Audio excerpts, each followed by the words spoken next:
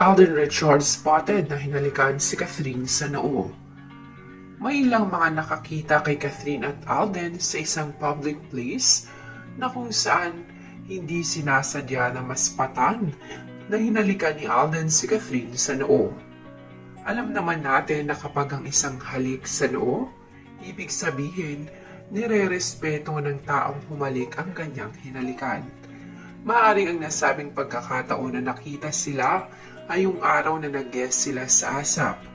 Matapos kasi ang guesting nila ay napabalita na lumabas pa ang mga ito para mag-date.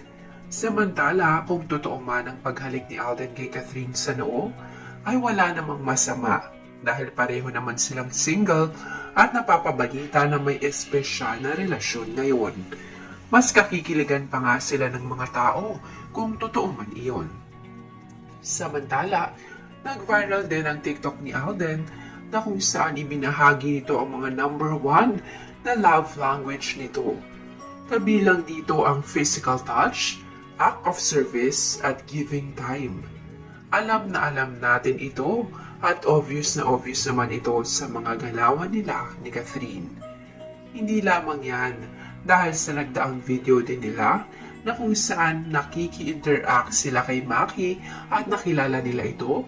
Kitang-kita kung gaano kasaya at kinikilig si Catherine kay Alden, lalo na nang kantahin nito ang kantang Dilaw. Kitang-kita rin ang pagiging komportable niya na sa tuwing binibiro niya si Alden ay masayang-masaya si Catherine.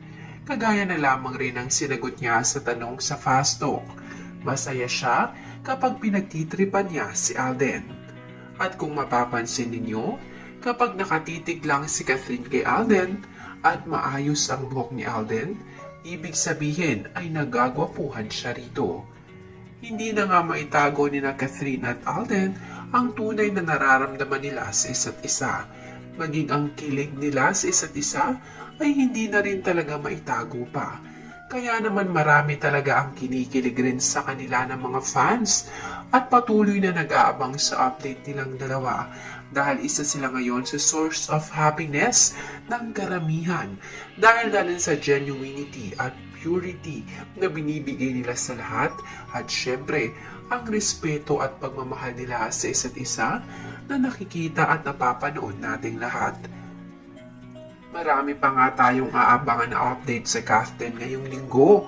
Marami pa silang mga guestings at mga mall show na ngayong linggo ay mapapanood natin. Kaya naman kaabang-abang talaga ito para sa ating mga fans. Kaya manatiling nakatutok at nakasubscribe sa channel na ito for more latest updates sa Kaften araw-araw.